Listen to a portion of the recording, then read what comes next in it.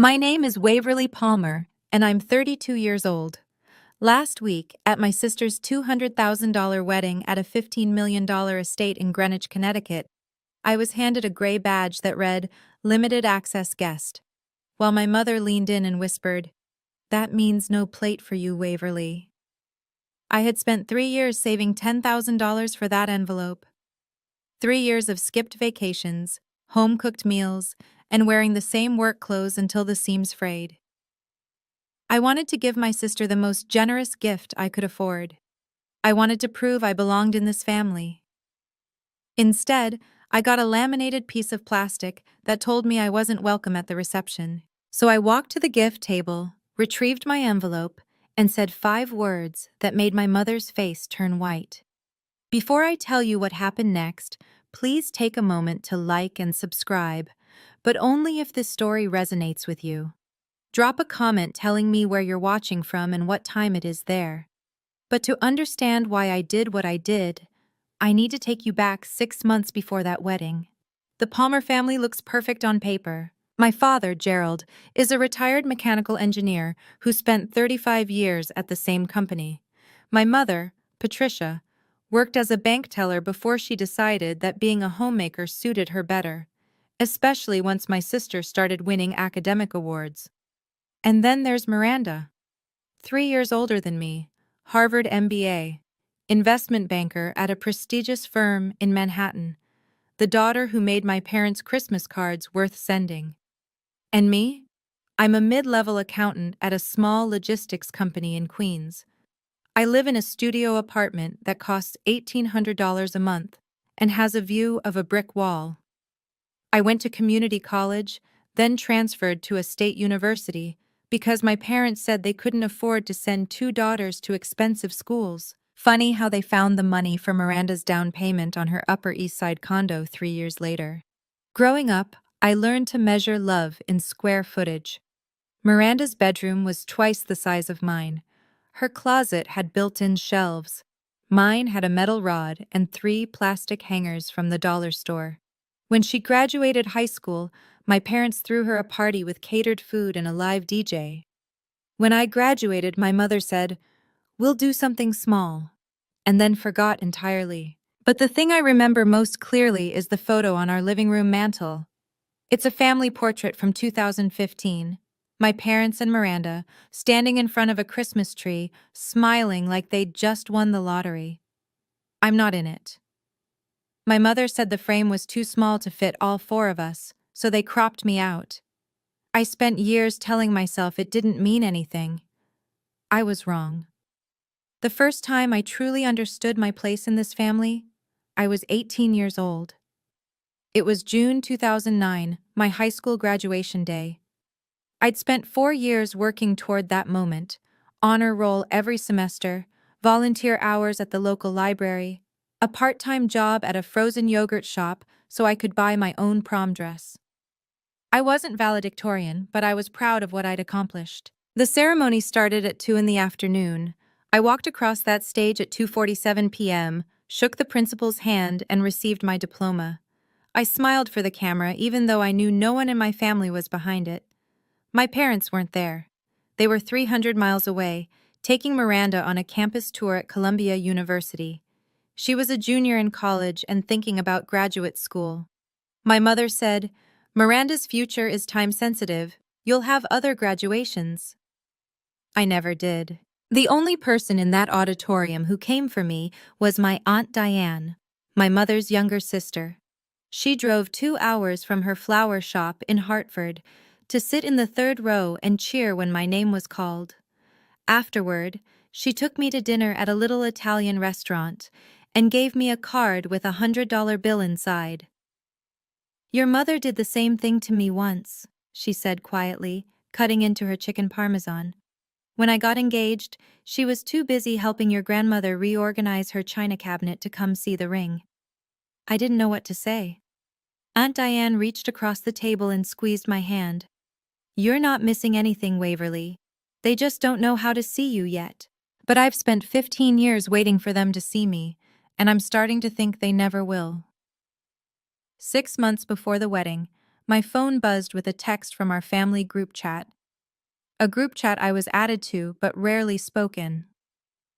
Miranda had attached a photo of her left hand, a 3-carat cushion-cut diamond glittering against a backdrop of what looked like a rooftop restaurant in Manhattan. The message read, "Jonathan proposed. Wedding planning starts now. Jonathan Whitmore III." I'd met him exactly twice, once at a family dinner where he spent the entire meal talking about his golf handicap, and once at Miranda's birthday party where he didn't acknowledge me at all. His family was old money, Greenwich, Connecticut.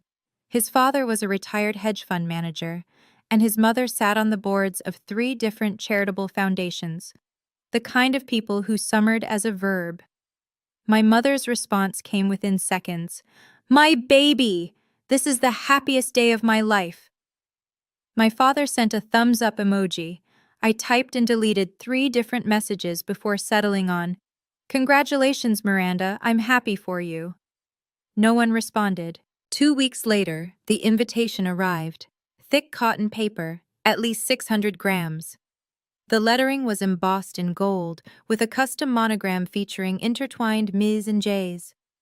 A small insert informed guests that the wedding would be held at the Whitmore family estate, and that accommodations at a nearby hotel had been reserved at a discounted rate of $450 per night. I held that invitation in my hands and made a decision. This time would be different. I would give Miranda the most generous gift I could afford. I would prove to my parents that I was just as valuable as my sister. I started a savings account the next day. I called it Wedding Fund. I didn't know that my mother had other plans. It took me 3 years to save $10,000. That might not sound impressive to some people, but when you make $52,000 a year before taxes and live in New York City, every dollar counts. I stopped going out to lunch. I made coffee at home instead of buying it. I didn't take a single vacation, not even a weekend trip to somewhere cheap.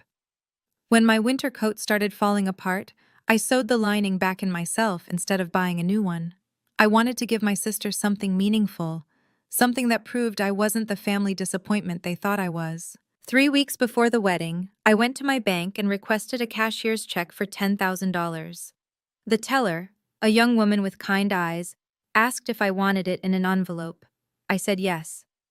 Then I went home to my tiny studio apartment and wrote a letter to my sister. "Dear Miranda, congratulations on your wedding. I know we haven't always been close, but I hope this gift helps you and Jonathan build a beautiful life together. Wishing you all the happiness in the world. Love, Waverly." I put the check and the letter in the envelope, sealed it, and wrote both our names on the front. Then I took a photo of everything, the envelope, the check, the letter, and saved it to a folder on my phone. I don't know why I did that. Maybe some part of me already suspected what was coming. That same night my mother called. Her voice was bright and artificial, the way it always got when she wanted something. "Waverly, have you bought your gift yet? I was thinking you could send the money to me now, and I'll combine it with our gift for the card." I paused. "I'd rather give it myself, Mom, at the wedding." Silence. Then, "Fine, whatever you want." She hung up without saying goodbye. The signs were there. I just didn't want to see them. 2 months before the wedding, Miranda hosted her bridal shower at the plaza. I wasn't invited to help plan it. That honor went to her 4 best friends from business school and 2 cousins from my mother's side. Cousins I'd met maybe 3 times in my entire life. Cousins whose families had money. I was seated at a corner table with people I didn't know. Friends of friends. The kind of guests who get invited because the room needs to look full. During the champagne toast, my mother stood up and talked about Miranda's accomplishments.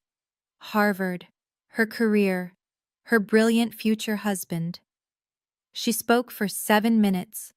She didn't mention me once, not even a thank you to Waverly for being here. But the moment I'll never forget happened in the bathroom. I'd stepped away to fix my makeup. I'd been crying a little, not that anyone noticed, when I heard voices from one of the stalls. My mother and my Aunt Harriet, whispering. "Thank God you didn't make her a bridesmaid," Aunt Harriet said. "Can you imagine? The Whitmores would have asked what she does for a living, and then what?" My mother laughed. It was a light, airy sound. I know. Miranda understood immediately. Jonathan's mother is very particular about appearances. We can't have anything distracting. I stood frozen in front of the mirror. My reflection stared back at me, mascara smudged under one eye. Distracting. That's what I was to them. Not a sister, not a daughter. A distraction that might ruin their chance to climb into the Whitmore family's world. I should have left right then. But I didn't. I told myself it would get better. I told myself the wedding day would be different. 1 week before the wedding, I received an email from the wedding planner. The subject line read, "Rehearsal dinner guest list, final." I scrolled through the 40 names on the list. Miranda's bridesmaids, Jonathan's groomsmen, both sets of parents, aunts, uncles, cousins from the Whitmore side, even a few of Miranda's college friends who'd flown in early. My name wasn't on it. I read the list 3 times, convinced I'd missed it. Then I called my mother. "Mom, I didn't get an invitation to the rehearsal dinner." "Oh," she paused. "Waverly, the rehearsal dinner is only for the wedding party and immediate family. Jonathan's parents are very strict about the numbers." I felt something cold settle in my chest. "I'm not immediate family?" "You know what I mean. It's not personal. The Whitmores are hosting, and they have a lot of important people to accommodate. There's simply no room." I pulled up the email again, scanned the names. Miranda's friend Jessica is on the list. She's not family. She's a bridesmaid, Waverly. Don't make this difficult. I wanted to scream. I wanted to ask her why Jessica, a woman Miranda had known for 4 years, was more important than the sister she'd grown up with. But I knew it wouldn't matter. My mother had made her choice a long time ago. "Okay," I said quietly. "I understand." "Good. We'll see you at the ceremony." She hung up. I sat in my apartment for a long time after that, staring at the envelope on my kitchen table. $10,000. 3 years of sacrifice. And I wasn't even invited to the dinner the night before. But I still believed the wedding day would be different. I still believed that when they saw what I'd done for Miranda, they'd finally see me. I was so naive. 3 days before the wedding, Aunt Diane called me. I could hear scissors snipping in the background. She was probably arranging flowers at her shop, the way she always did when she needed to think. "Waverly, honey, I heard about the rehearsal dinner," I sighed. "It's fine, Aunt Diane. It's just logistics." "It's not logistics." Her voice was sharper than usual. "It's your mother being your mother. And I need to ask you something important. Do you really want to go to this wedding?" The question caught me off guard. "Of course I do. Miranda's my sister." "Miranda is your sister," Aunt Diane agreed. "But that doesn't mean she acts like one. And Patricia," she stopped herself. "Your mother and I grew up in the same house, Waverly. I know exactly what she's capable of." "What do you mean?" Aunt Diane was quiet for a moment. Then, "At your mother's wedding, I was seated at the last table, next to the caterer's station. She introduced me to your father's family as my sister, the one who arranges flowers. Not by name, not as family, just the one who arranges flowers." I didn't know what to say.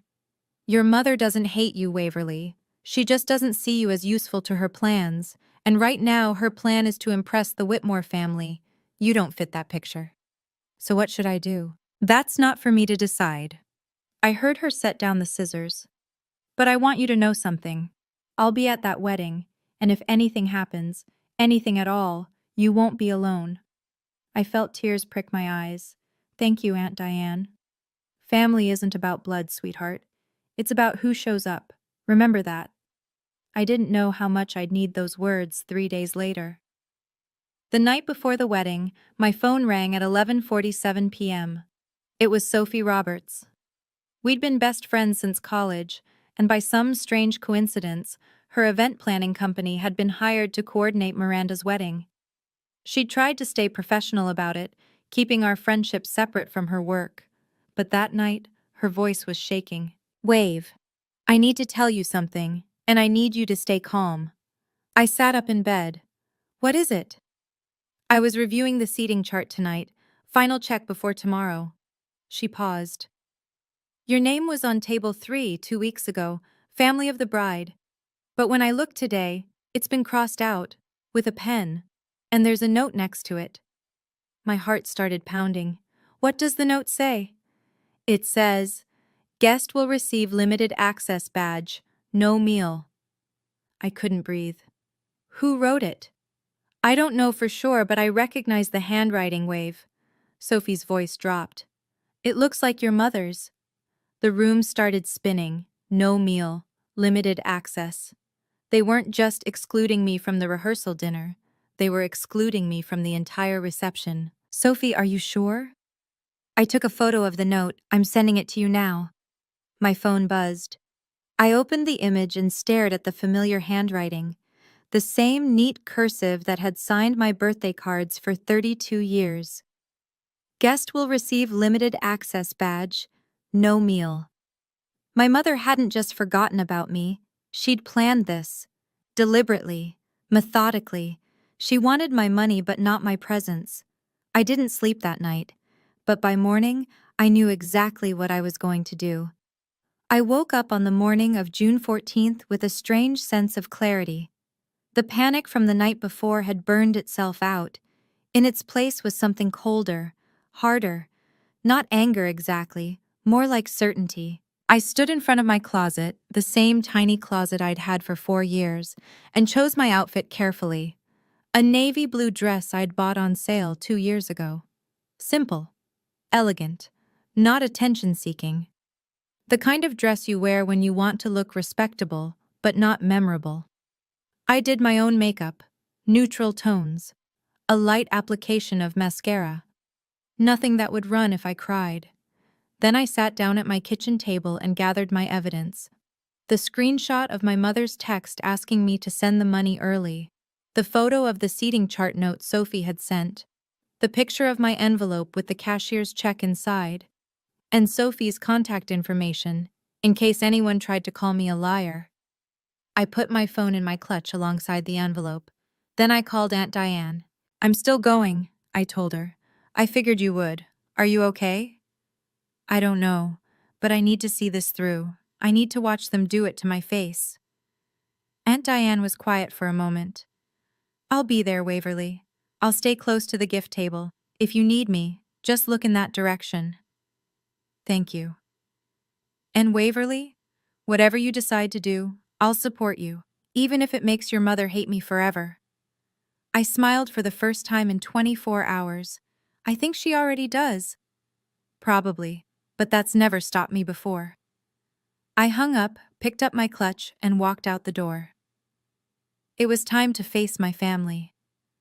The Whitmore estate looked like something from a magazine. Georgian architecture, white columns, manicured hedges trimmed into perfect geometric shapes. The driveway was a sweeping curve of white gravel, lined with BMWs and Mercedes and Range Rovers that probably cost more than my annual salary. I'd taken the train from the city, then a taxi from the station. The driver whistled when we pulled up to the gate. Some party, huh? Something like that.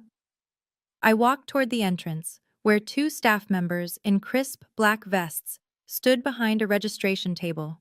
White tablecloth, flower arrangements in crystal vases, a neat stack of badges organized alphabetically. The woman in front of me, someone I didn't recognize, gave her name and received a gleaming gold badge. I watched her pin it to her dress and walk through the entrance without a second glance. Name? The staff member asked me. Waverly Palmer. He scanned his list, then reached under the table. When his hand came back up, he was holding a gray badge. Not gold. Gray. The color of concrete. The color of something you'd rather not notice. I looked down at it. 3 words printed in plain black letters. Limited access guest. Ma'am, this badge allows you access to the ceremony area only. The reception tent requires a gold badge. I stared at him. I'm the bride's sister. His face flickered with something that might have been sympathy. I'm sorry, ma'am. I'm just following the list. Before I could respond, I felt a hand on my elbow. I turned. My mother, dressed in a pale pink gown that probably cost more than my rent, diamonds at her throat, a perfect smile that didn't reach her eyes. "Waverly, darling, let's talk privately for a moment." The staff member looked relieved. My mother pulled me toward a cluster of rose bushes, out of earshot from the registration table. "Don't make a scene," she said, still smiling. "Anyone watching would think we were having a pleasant conversation." "What does limited access mean?" I asked. My voice was steady. I was proud of that. "It means—" She glanced over her shoulder, then lowered her voice. "It means you can attend the ceremony, but there's no room for you at the reception." The words hit me like ice water. "No room?" "Jonathan's parents have a lot of important guests, Waverly. Business associates, board members, people who matter to the Whitmores. We couldn't exactly ask them to give up seats for—" She stopped herself, but I heard the end of that sentence anyway. "For someone like you." "You could have told me," I said, "before I spent $300 on a train ticket and a dress." "Would you have come?" "No." "Exactly." She patted my arm like I was a child who didn't understand. "Look, just stay for the ceremony, show your face, leave your gift on the table, and then you can go. Miranda will understand." I looked at her, really looked at her. The woman who had raised me, the woman who had forgotten my graduation, cropped me out of family photos, and whispered about me in bathrooms. And now she stood here, in her designer gown and her borrowed diamonds, asking me to donate $10,000 to a wedding I wasn't allowed to attend. "You want my money," I said slowly, "but not me." "Don't be dramatic, Waverly." Something in my chest clicked into place. Not breaking, setting. "Okay, Mom," I smiled. "I won't make a scene." She exhaled with relief. She had no idea what was coming. I played the part perfectly. I nodded when my mother finished her explanation. I let her guide me toward the ceremony area, a stunning garden with rows of white chairs and an arch dripping with white roses and eucalyptus. I took a seat in the very last row, near the edge, where no one would notice me. The chair was different from the others, cheaper. A basic folding chair, while the first 10 rows had cushioned seats with high backs. I sat down and watched my family prepare for the happiest day of their lives. My father stood near the front, making small talk with Jonathan's father, a silver-haired man in a suit that probably cost $5,000. My mother circulated among the guests, laughing and touching arms and doing that thing she does, where she makes everyone feel like they're the most important person in the room. Everyone except me. Miranda emerged from the main house in a cloud of white tulle and chantilly lace. A Vera Wang gown. I'd heard her mention the designer at least 15 times. $20,000 of fabric and beading that made her look like a princess. She was beautiful. I'll give her that. The ceremony began. Vows were exchanged. Tears were shed, mostly by my mother, who dabbed at her eyes with a monogrammed handkerchief. When Miranda and Jonathan kissed, 150 people rose to their feet and applauded. I stayed seated. Afterward, the photographer gathered the families for portraits. Both sets of parents, the wedding party, extended relatives I'd never met. "Anyone else from the family?" the photographer called out. My mother shook her head. "No, we're all here." I watched them pose in front of the rose arch, smiling like the perfect family they'd always wanted to be. And I thought, not for much longer. The ceremony ended with a shower of white petals and a string quartet playing Mendelssohn. Guests began drifting toward the reception tent, an enormous white structure that glowed from within like a lantern. Through the open flaps, I could see crystal chandeliers hanging from the ceiling, tables draped in ivory linen, centerpieces of imported Dutch flowers that probably cost more than my weekly groceries. I stood at the edge of the garden, watching my family disappear into that golden light. No one looked back. For a moment, just a moment, I considered leaving. Taking my envelope, walking back down that white gravel driveway, and never speaking to any of them again. It would have been the dignified thing to do, the quiet thing. But I was done being quiet. A hand touched my shoulder. I turned to find Aunt Diane standing beside me, her silver hair pulled back in an elegant twist, wearing a simple burgundy dress that somehow looked more regal than anything my mother had on. "How are you holding up, sweetheart?" I showed her the gray badge still clutched in my hand. "They don't want me at the reception."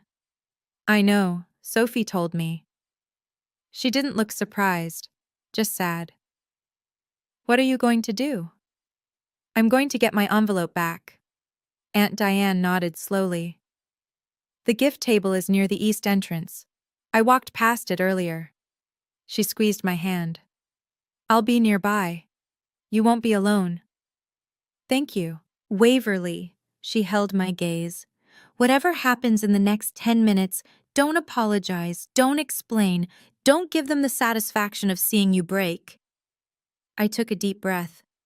"I won't." She stepped back and I turned toward the tent. The gift table was waiting. I was halfway to the entrance when a staff member stepped into my path. "Excuse me, ma'am." He was young, maybe 22, with an apologetic expression. "May I see your badge?" I held up the gray card. His face fell. "I'm sorry, ma'am. This badge doesn't grant access to the reception area. Gold badges only." "I understand." I kept my voice calm. "But I'm the bride's sister. I just need to. I'm really sorry." He looked genuinely uncomfortable. "I have strict instructions, no exceptions." Over his shoulder, I could see the reception in full swing.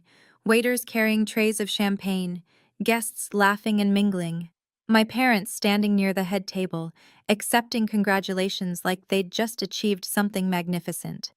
And then Miranda walked past. She was still in her wedding gown, radiant and flushed from the ceremony. Her eyes met mine through the crowd. For one second, one single second, I thought she might stop, might tell the staff member to let me through, might remember that I was her sister before I was an inconvenience. Instead, she looked away and kept walking. She didn't even slow down. The staff member shifted awkwardly. "Ma'am, if you'd like to wait outside, I can—" "It's fine." I stepped back. "I'm not trying to get in." He looked relieved. I turned and walked toward the east side of the tent, where a white table covered in silk fabric held a mountain of beautifully wrapped gifts. No security, no supervision, just a decorative sign that read, "Blessings for M and J" in gold calligraphy. My envelope was in there somewhere. $10,000 that my family expected to receive, but didn't think I deserved to be thanked for in person. It was time to take it back. I want to pause here for a moment. You've seen what they did to me. The gray badge, the whispered explanations, my own sister walking past like I was invisible. So here's my question. What would you do? Would you leave quietly? Confront your parents? Or something else entirely? Drop your answer in the comments, A, B, or C. I really want to know. And if this story has you feeling something right now, hit that share button. Someone in your life needs to hear this. Now, let me tell you what happened next. The gift table was even more elaborate up close. Ivory silk cascading to the grass, white peonies arranged in crystal bowls, boxes wrapped in expensive paper with coordinated ribbons, the kind you see in luxury department stores. Some gifts were clearly expensive.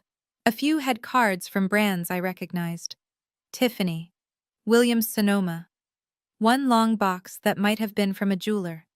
And there, near the left corner, partially hidden under a larger package, a white envelope with familiar handwriting. From Waverly Palmer. I'd written those words myself, 3 weeks ago at my tiny kitchen table, hoping this gift would finally make my family see me differently. What a joke.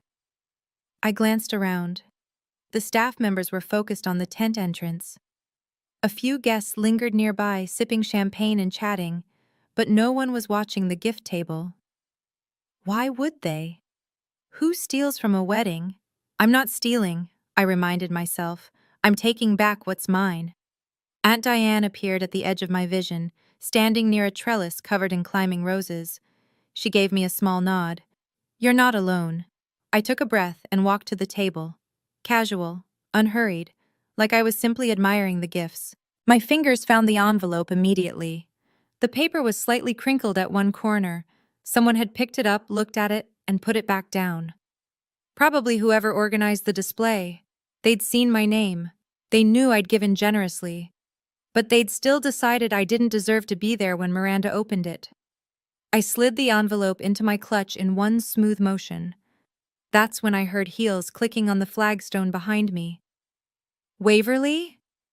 My mother's voice, sharp, confused. "What are you doing?" I'd expected this, maybe even hoped for it. My mother stood 3 feet away, champagne flute in hand, her perfectly made-up face frozen in an expression somewhere between shock and fury. Behind her, a few guests had turned to watch, not many but enough. "I asked you a question," she said, lowering her voice to a hiss. "What are you doing at the gift table?" Taking back my envelope. "You're—" She stopped, processed. "You can't do that." "I can." I kept my voice calm, the way Aunt Diane had taught me. "The gift hasn't been given yet. The envelope hasn't been opened. Legally and morally, it still belongs to me. This is ridiculous. Put it back right now." I didn't move. From somewhere behind me, I heard a familiar voice. Sophie, speaking into her wireless headset about an issue with the cake display. She walked past us without making eye contact, but her hand brushed against mine as she passed, and into my palm she pressed a folded piece of paper. A copy of the note. The handwritten note she'd photographed the night before. "Guest will receive limited access badge, no meal." In my mother's handwriting. I palmed the paper into my clutch alongside my envelope. Evidence, confirmation, proof that this wasn't an oversight or a mistake. My mother had planned this from the beginning. "Patricia?" A woman's voice interrupted us, older, cultured, with the slight accent of old Connecticut money. "Is everything all right?" I turned. Eleanor Whitmore, mother of the groom, silver hair, pearls at her throat, eyes that missed nothing. My mother's face went pale. "Everything's fine, Eleanor. Just a small family matter." But Eleanor's gaze had already landed on me, on my gray badge, on the clutch I was holding just a little too tightly. "I see," she said. "How interesting." The next 30 seconds felt like an hour. Eleanor Whitmore was still watching me with those sharp, intelligent eyes. My mother was frozen beside her, clearly calculating how to salvage the situation. And in the background, the string quartet played something soft and romantic while 150 oblivious guests celebrated. I looked at the gray badge still hanging from my dress, then at the tent, golden and glowing, full of people who'd been told I wasn't important enough to sit with them. My mother took a step toward me. "Waverly, please, don't do this here. Not today." "Why not today?" "Because it's your sister's wedding." "Is it?" I tilted my head. "Because from where I'm standing, it looks more like your wedding, your chance to impress the Whitmores, your opportunity to prove the Palmer family belongs in their world." Eleanor's eyebrow rose almost imperceptibly. "That's not fair," my mother said. "Fair?" I almost laughed. "You asked me for my gift money 3 weeks ago. You wanted it early so you could combine it with yours, so Miranda would think the generosity came from you. When I said no, you decided to punish me. That's not— You crossed my name off the seating chart. You gave instructions for me to receive a limited badge. You made sure I couldn't even sit down to eat at my own sister's wedding." My mother's face had gone from pale to gray. Eleanor Whitmore hadn't said a word, but her expression had shifted into something cold and evaluative. "I have the note, Mom." I patted my clutch. "Sophie found it. Your handwriting. Your instructions. No meal." For the first time in my life, I watched my mother run out of words. And that's when Miranda appeared at the tent entrance. "What the hell is going on?" The crowd parted for my sister like she was royalty. Miranda swept toward us in a cloud of white tulle, her face flushed with what I initially thought was joy but quickly recognized as rage. Jonathan trailed behind her, looking confused. Several guests had stopped their conversations to watch. "Waverly," Miranda's voice was ice. "What are you doing at my gift table?" I pulled the envelope from my clutch and held it up so everyone nearby could see. "This is my gift to you. A cashier's check for $10,000. A murmur rippled through the watching guests. 10,000 was a significant sum, even for this crowd. "I saved for 3 years," I continued, keeping my voice steady. "I skipped vacations. I bought my coffee at home. I wore the same coat for 4 winters, because I wanted to give you something meaningful, because I thought maybe, this time, you'd treat me like family." Miranda's expression flickered. Surprise, maybe, or discomfort. "Waverly, this isn't—" But I wasn't invited to the rehearsal dinner. I wasn't allowed to be a bridesmaid. And when I arrived today, I was given this. I held up the gray badge with my free hand. "Limited access. No meal. Your own sister wasn't allowed to eat at your wedding." The murmuring grew louder. I could see guests exchanging glances. This wasn't supposed to happen at a wedding like this. "That was—" Miranda looked at our mother. "That was for space reasons. Jonathan's parents had so many guests. Mom wrote the note herself." I met my sister's eyes. She put it in the seating chart, her handwriting, her decision. She wanted my money, but she didn't want me. Eleanor Whitmore stepped forward. "Is this true, Patricia?" The color drained from my mother's face completely. I've never seen my mother look so small. She stood there in her expensive dress and her borrowed diamonds, surrounded by the very people she'd been trying so desperately to impress, and she had no idea what to say. "Eleanor, I can explain. I'd love to hear it." Eleanor's voice was polite but sharp enough to cut glass. "Because from what I'm understanding, you denied your own daughter a seat at her sister's wedding while still expecting her financial contribution. It wasn't like that. Then what was it like, Patricia?" My mother's mouth opened and closed. No sound came out. More guests had gathered now. The string quartet had stopped playing. Even the waitstaff had paused to watch. Jonathan stood beside Miranda, looking like he wanted to be anywhere else on earth. Miranda grabbed my arm. "Waverly, stop this. You're ruining everything." I pulled free. "I'm not ruining anything. I'm taking back something that belongs to me. You can't just—" "I can."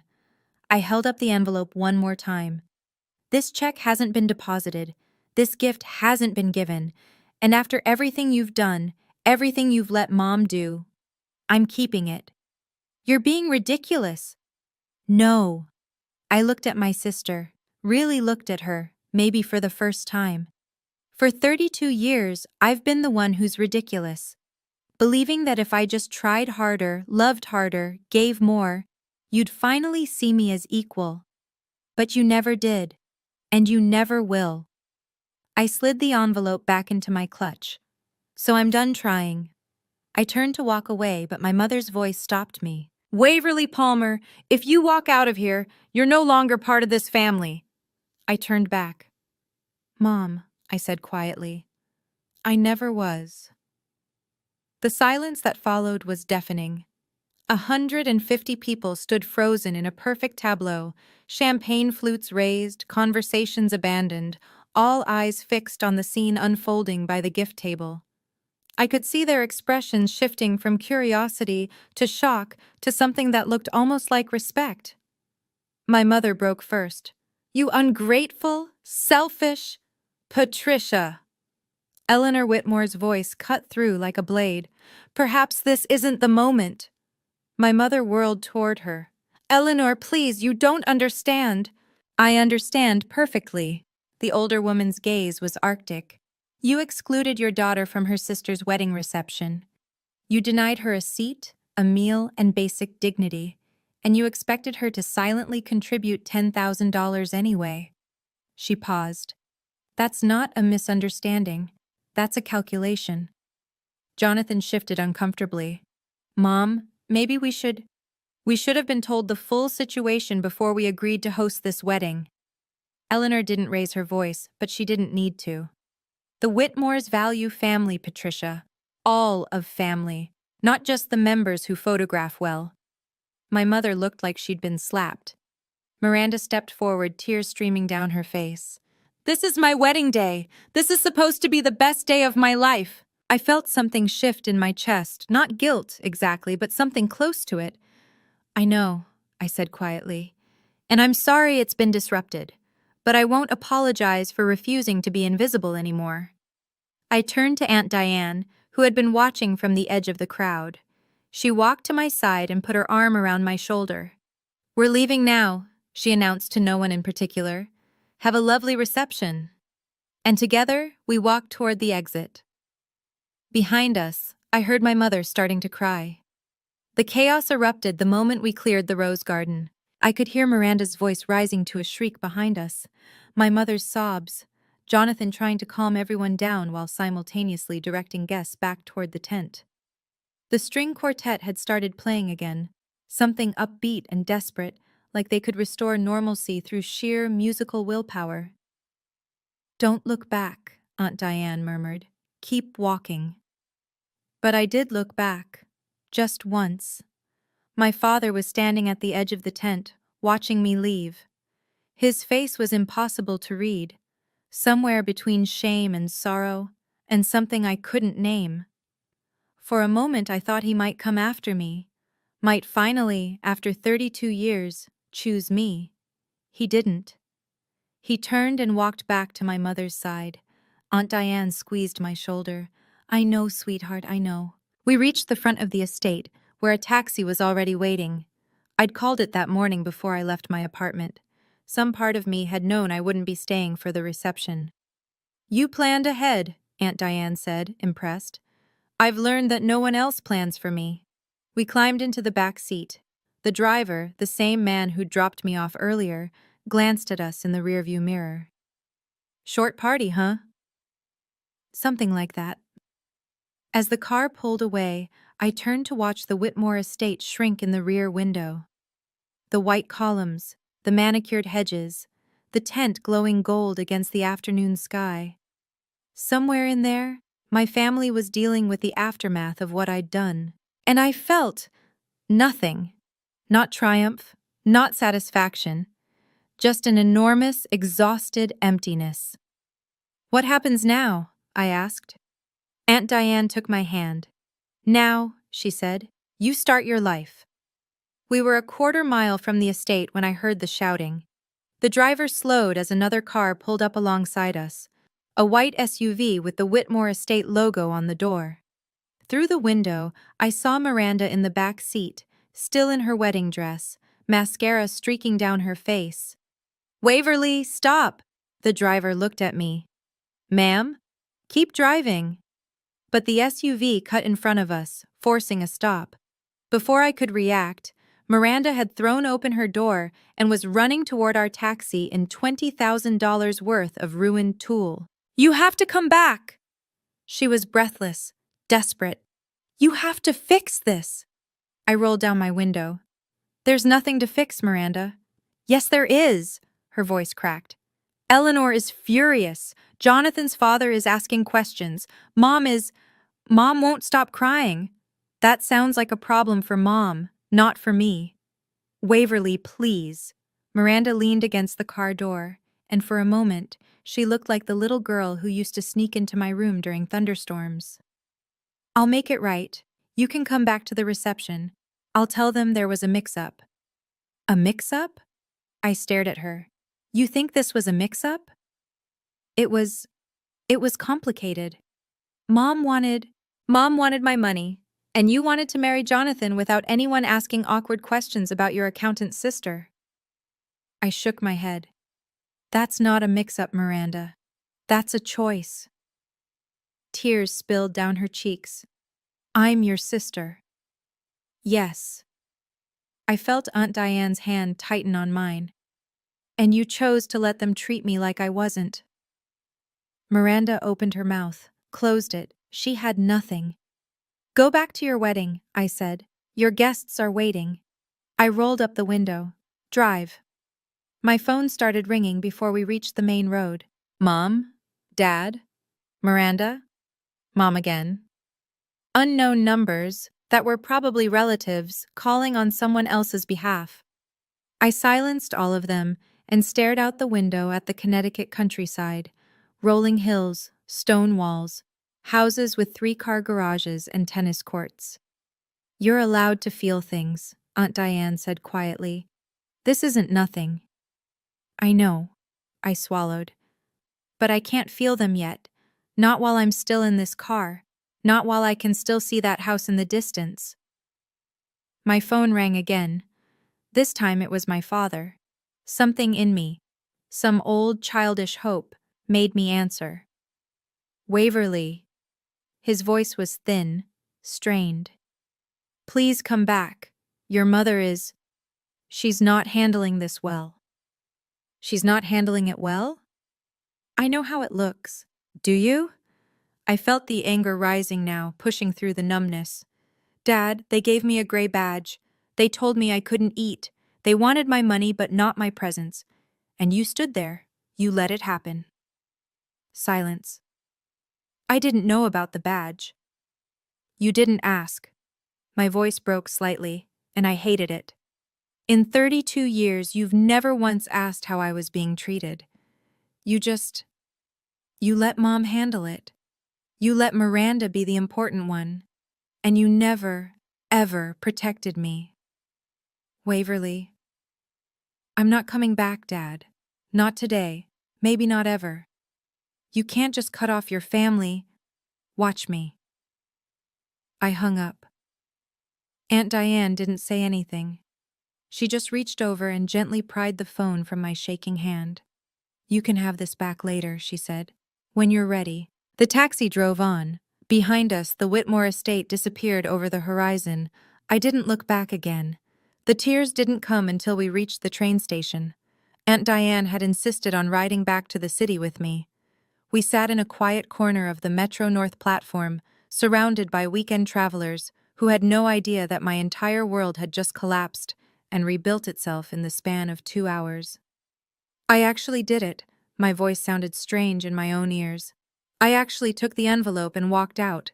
You did. They're going to hate me. Aunt Diane pulled me close.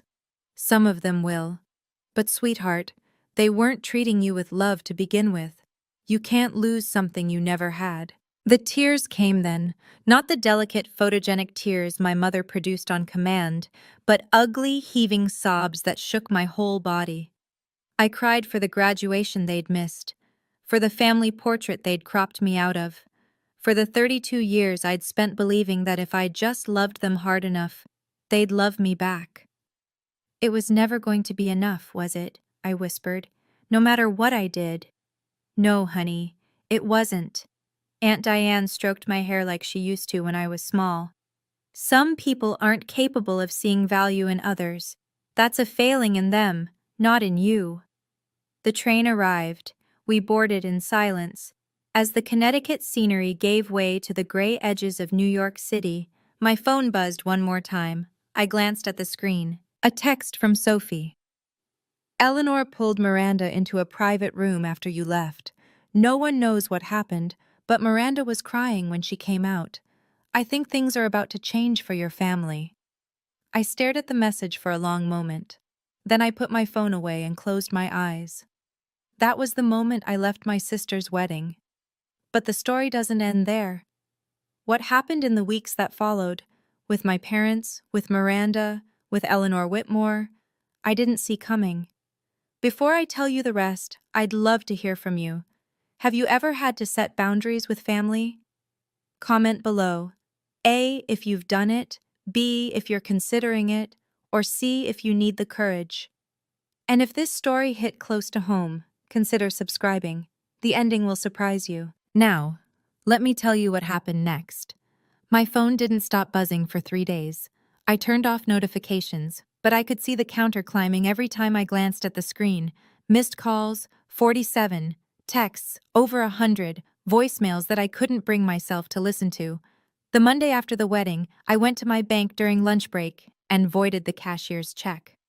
The teller, a different one than before, asked if something was wrong. "Change of plans," I said. "I'm keeping the money." That evening, Aunt Diane called from her flower shop. "I've been hearing things," she said, scissors snipping in the background. "Eleanor Whitmore had a very long conversation with your mother after you left. Your mother called me this morning to blame me for encouraging you." "What did you say?" "I told her I didn't encourage anything. You made your own choice." A pause. "I also told her that if she'd treated you with basic dignity, none of this would have happened." "How'd she take that?" "She hung up on me. So, about as expected." I almost laughed. "What about Miranda?" Aunt Diane's voice softened. "From what I hear, the honeymoon has been tense. Eleanor said something to Miranda privately.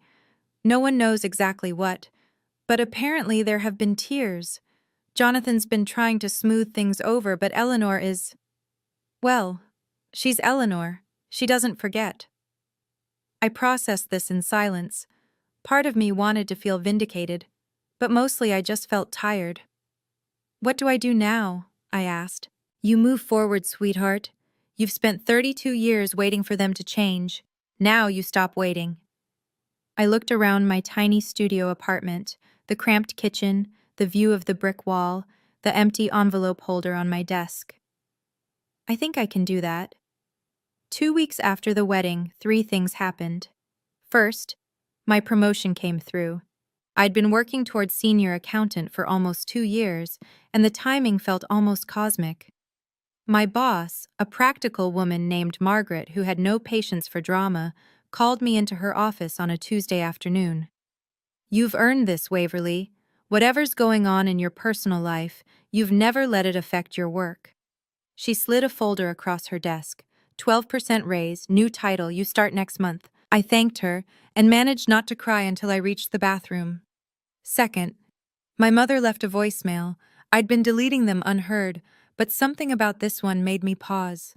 Her voice was different, not the sharp, controlling tone I was used to, but something thinner, almost fragile. "Waverly, I know you're not listening to these, but I need you to know that Eleanor spoke to me about family, about how we treat each other." A long pause.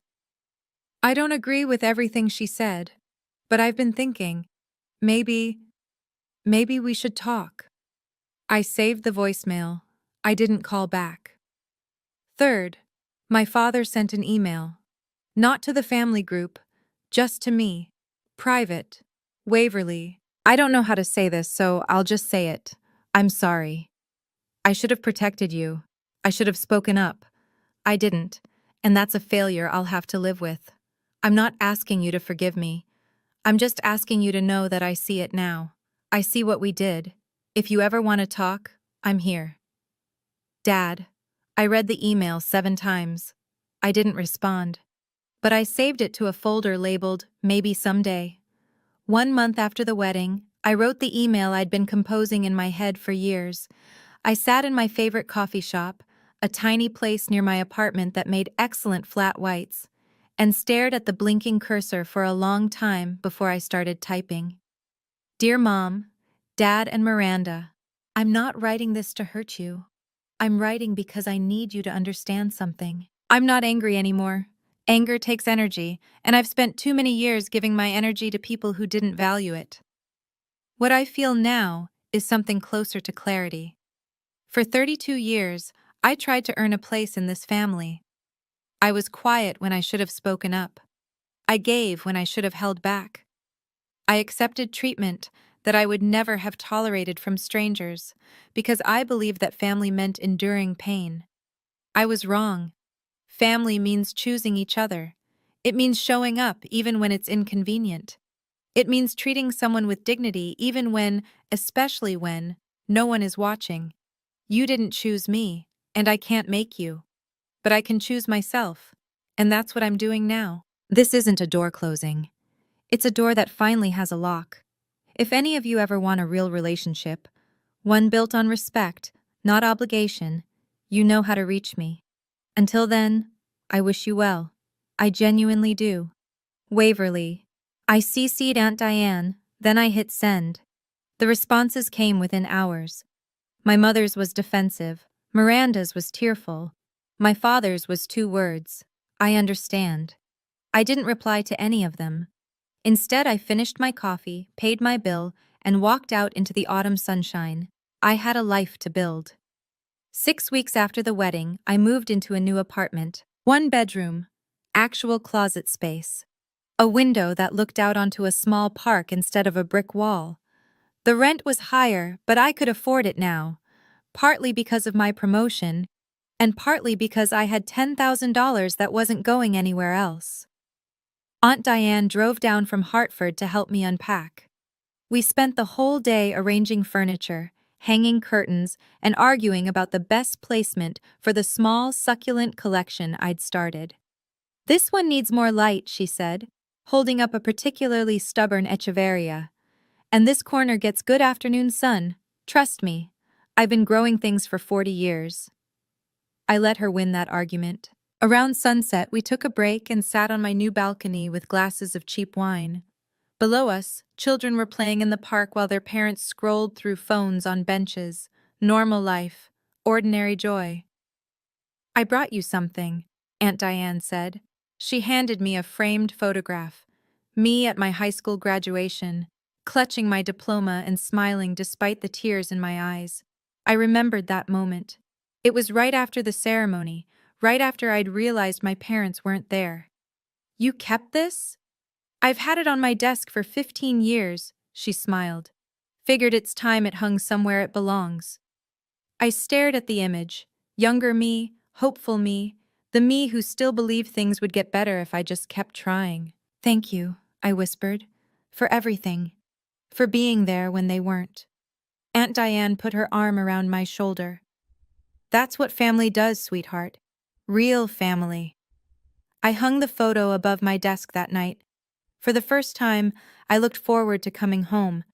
I've had a lot of time to think about why my family did what they did. My mother, Patricia, grew up in a house where status was everything. Her parents measured worth in titles and tax brackets. When Miranda married into the Whitmore family, Mom saw her own redemption, a chance to finally belong to the world she'd always envied. I wasn't part of that picture, not because she hated me, but because I didn't fit her vision of who the Palmers could become. Psychologists have a term for this: vicarious achievement. When parents live through their children's success because they feel inadequate about their own. Mom couldn't climb the social ladder herself, so she attached herself to Miranda's journey. And anyone who threatened that narrative, including her own daughter, became expendable. Miranda wasn't malicious. She was complicit. She grew up believing the world owed her more because she achieved more. When Mom suggested downgrading my role at the wedding, Miranda didn't object because objecting would have cost her something. Golden children don't question systems that benefit them. And Dad? Dad was the enabler. The man who kept peace by never taking sides, which, in practice, always meant taking Mom's side. His silence wasn't neutral. It was a choice. But here's what I've learned. Understanding why someone hurt you doesn't mean you have to accept it. Compassion and boundaries can coexist. I don't hate my family. I pity them, a little. They're trapped in a house built on conditional love, and they can't even see the walls. But I'm not trapped anymore.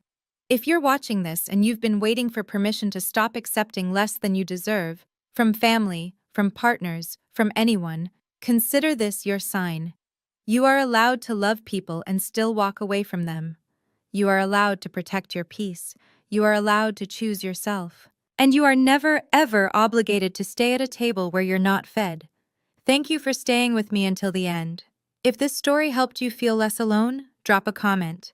A, if you've set boundaries with family. B, if you're working toward it. Or C, if you needed to hear this today. I read every single one. And if you want more stories like this, subscribe and tap the bell. There's a new one waiting for you in the description right now. Until next time, take care of yourself. No one else will do it the way you can.